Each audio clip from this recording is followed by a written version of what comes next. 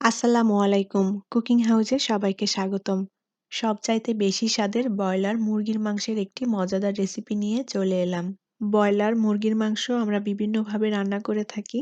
অনেক সময় মাংস রান্নাটা হয়তো মনের মতো স্বাদ হয় না, খেতেও ভালো লাগে না। তো আজ আমি যেভাবে ব্রয়লার মুরগির মাংস রান্না করব, এভাবে রান্না করলে সবাই ভীষণ পছন্দ করবে খেতে। আর স্বাদও হবে অসাধারণ। তাহলে চলুন রেসিপিটি দেখে নেই। ব্রয়লার মুরগির মাংস রান্না করার জন্য আমি এখানে ১.৫ কেজি পরিমাণ মাংস নিয়েছি। আমি মাংসটা একটু ছোট টুকরো করে কেটে নিয়েছি। আর এই মাংসটা একটু ছোট টুকরো করে কেটে নিলে এই মাংসের মধ্যে মসলাটা খুব ভালোভাবে মিশে যেতে পারে আর এই মাংসের স্বাদটাও বেড়ে যায়। তারপরেও এখানে আপনাদের পছন্দ মতো সাইজ করে মাংসটা কেটে নিতে পারেন। আর মাংসটা খুব ভালোভাবে ধুয়ে পরিষ্কার করে পানিটা একেবারে ঝরিয়ে নিতে হবে। চুলায় একটা প্যান বসিয়ে দিয়েছি, এখন পরিমাণ মতো তেল দিয়ে দেব। আমি এখানে রেগুলার রান্নার তেল নিয়েছি, এটা চাইলে সরিষার তেল দিয়েও রান্না করা যাবে।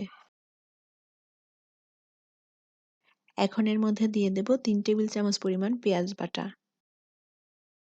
এখন এই পেঁয়াজ বাটাটা একটু ভেজে নিতে হবে যাতে কাঁচা গন্ধটা চলে যায়। এবার এর মধ্যে দিয়ে দেব ১ টেবিল চামচ পরিমাণ আদা বাটা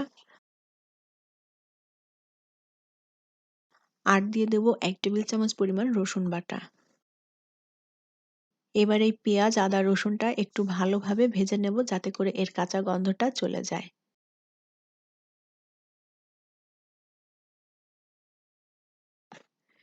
পেঁয়াজ, আদা, রসুন একটু ভাজা হয়ে গেলে এখন এর মধ্যে কেটে রাখা মাংসগুলো দিয়ে দেব।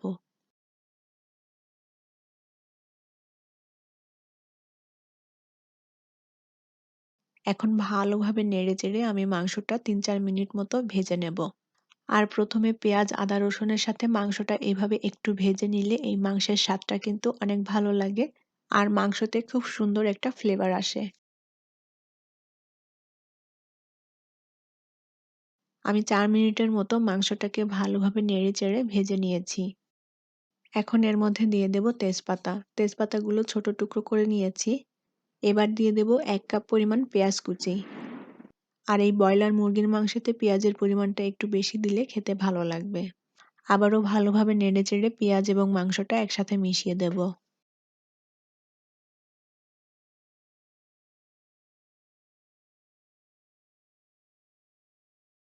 এবার এর মধ্যে দিয়ে দেব ১ টেবিল চামচ পরিমাণ শুকনা মরিচ গুঁড়া। আমি এখানে মাংসটা একটু ঝাল ঝাল মতো করে রান্না করব। এখানে যার যার টেস্ট অনুযায়ী মরিচের পরিমাণটা অ্যাড করে দিবেন। হাফ টেবিল চামচের মতো দিয়ে দেব ধনিয়া গুঁড়া। হাফ টেবিল চামচ দিয়ে দেব জিরা গুঁড়া। সামান্য পরিমাণ গোলমরিচ গুঁড়া দিয়ে দেব। ১ চা চামচ দিয়ে দেব হলুদ গুঁড়া। হাফ চা চামচ দিয়ে দেব গরম মসলার গুঁড়া। পরিমাণ মতো লবণ দিয়ে দেব। এবার ভালোভাবে নেড়েচেড়ে মাংসের সাথে মসলাটা মিশিয়ে দেব।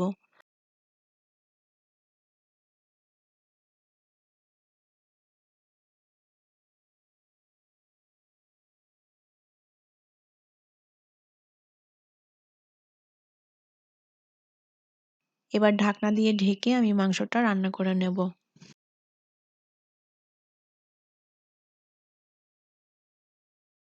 ৬-৭ মিনিট পর ঢাকনাটা খুলে দিলাম। এবার মাংসটাকে উল্টাপাল্টা করে ভালোভাবে নেড়ে দেব। আর এই মাংসটা কষানোর জন্য আমি কিন্তু এর মধ্যে কোনো পানি দেব না। মাংস থেকে যে পানিটা বের হবে এই পানি দিয়েই মাংসটা কষানো হয়ে যাবে। আর যেহেতু এখানে ব্রয়লার মুরগি আর আমি মাংসগুলোকে ছোট টুকরো করে কেটে নিয়েছি, তাই মাংসটা সেদ্ধ হতে খুব বেশি একটা পানি লাগবে না আর সময়ও লাগবে না। এবার এর মধ্যে দিয়ে দেব ৩ টেবিল চামচ পরিমাণ বাদাম বাটা। আমি এখানে চীনা বাদাম খুব ভালোভাবে বেটে নিয়েছি। আর এই মাংসের মধ্যে বাদাম বাটা দিলে অসাধারণ লাগে খেতে। আবারও খুব ভালোভাবে নেড়েচেড়ে বাদাম বাটাটা মাংসের সাথে মিশিয়ে দেব। আর এই পর্যায়ে চুলার আঁচটাকে অল্প রাখতে হবে, তা না হলে মশলাটা তলা থেকে পুড়ে যেতে পারে। অল্প আঁচে মাংসটা খুব ভালোভাবে নেড়েচেড়ে মাংসটাকে ভাজা ভাজা মতো করে নেব। আমি মাংসটা খুব ভালো মতো কষিয়ে নিয়েছি আর মসলার সাথে এরকম একটু ভাজা ভাজা মতো হয়ে গিয়েছে। মাংসটা মসলার সাথে এরকম একটু লালচে ভাজা ভাজা মতো করে নিলে এই মাংসের স্বাদটা কিন্তু খুবই ভালো লাগে। এবার এর মধ্যে পরিমাণ মতো ঝোলের পানি দিয়ে দেব। যে যতটা ঝোল রাখতে চান সে অনুযায়ী পানি দিয়ে দিতে হবে। তবে আমি মাংসটা ভুনা মতো রান্না করব, ঝোলটা খুব বেশি থাকবে না। মাংসের ঝোলটা ভালোভাবে ফুটে উঠেছে, এখন এর মধ্যে কয়েকটা কাঁচামরিচ দিয়ে দেব।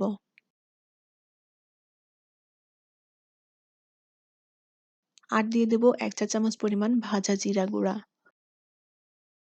১ চা চামচ পরিমাণ দিয়ে দেব ভাজা গরম মসলার গুঁড়া। এবার খুব ভালোভাবে নেড়েচেড়ে গুঁড়া মসলাটা মাংসের সাথে মিশিয়ে দেব।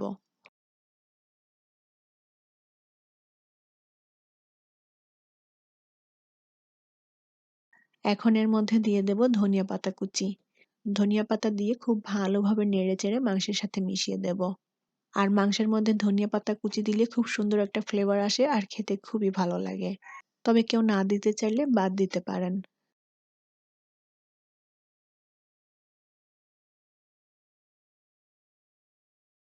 এবার ঢাকনা দিয়ে ঢেকে আমি ২-৩ মিনিট মাংসটা রান্না করে নেব। ৩ মিনিট পর ঢাকনাটা খুলে দিলাম। আর মুরগির মাংসটা রান্না করা হয়ে গিয়েছে। ঝোলটা এরকম থাকবে, এর থেকে আর বেশি শুকাবো না। তবে এখানে আপনাদের পছন্দ মতো মাংসের ঝোল রাখতে পারেন। এখন মাংসটা চুলা থেকে নামিয়ে নেব। রুটি, পরোটা, সাদা ভাত, খিচুড়ি কিংবা পোলাও সবকিছুর সাথেই পরিবেশন করতে পারেন এই মাংস। খেতে খুবই ভালো লাগবে। আর আমি যেভাবে এই মাংসটা রান্না করেছি, এই রেসিপিটা ফলো করে আপনারাও বাসায় রান্না করে দেখবেন। তাহলে মাংসের স্বাদটা পারফেক্ট হবে। আশা করি আমার আজকের রেসিপি আপনাদের ভালো লেগেছে। আর রেসিপিটি ভালো লাগলে ভিডিওটি অবশ্যই শেয়ার করবেন এবং লাইক কমেন্ট করে জানাবেন আপনাদের কেমন লাগলো। এরকমই সব মজার এবং নিত্য নতুন রেসিপি পেতে চ্যানেলটি সাবস্ক্রাইব করে সাথেই থাকবেন। আজকের মতো বিদায় নিচ্ছি। সবাই অনেক অনেক ভালো থাকবেন। আল্লাহ হাফেজ।